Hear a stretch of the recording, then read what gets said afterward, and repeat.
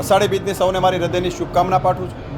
આજે પરબના પીરના આંગણે જે રીતે ભાવિકોનું ઘોડાપૂર જે રીતે ઉમટી રહ્યું છે, પૂજ્ય બાપુ દ્વારા ખૂબ સુંદર વ્યવસ્થા પણ કરવામાં આવી છે. સદદેવદાસ અમર દેવીદાસના જે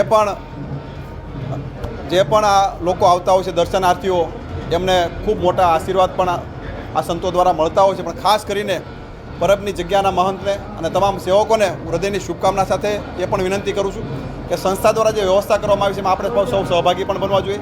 અને ખાસ કરીને જમવા માટેની, રહેવા માટેની ખૂબ સુંદર વ્યવસ્થા કરવામાં આવી છે. સ્વચ્છતામાં પણ આપણે સૌ લોકોએ સહભાગી પણ બનવું જોઈએ. અને ખાસ કરીને સ્વયંસેવકો સાથે અમને આજે પણ સેવાનો મોકો મળ્યો છે એ બદલ સ્વયંસેવકોનો પણ અમે હૃદયથી આભાર માનીશું.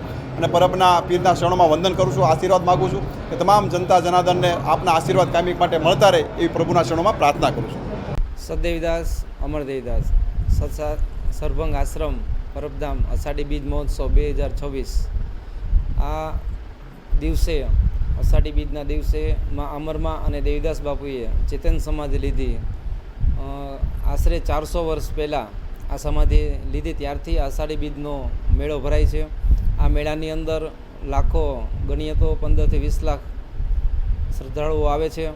બધાની માટે ભજન ભોજનની વ્યવસ્થા કરવામાં આવે છે.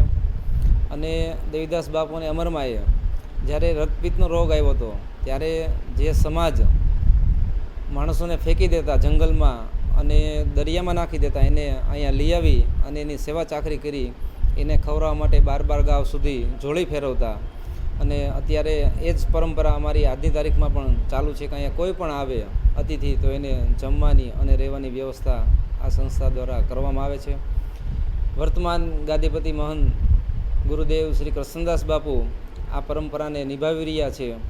અને આ અષાઢી બીજના ઉત્સવમાં બધા પોતાના જીવનને અમરમાં અને દેવીદાસ બાપુની સમાધિને દર્શન કરી ધન્યતા અનુભવે છે. સદદેવીદાસ અમર દેવીદાસ. અત્યારે બાપુ કેટલા સ્વયંસેવકો લાગેલા છે સેવામાં? કયા પ્રકારની ભોજનની વગેરે બધી વ્યવસ્થા હોય? અત્યારે 15,000થી વધારે સ્વયંસેવકો અહીંયા સેવામાં લાગે છે. સ્વયંભૂ મેળો છે.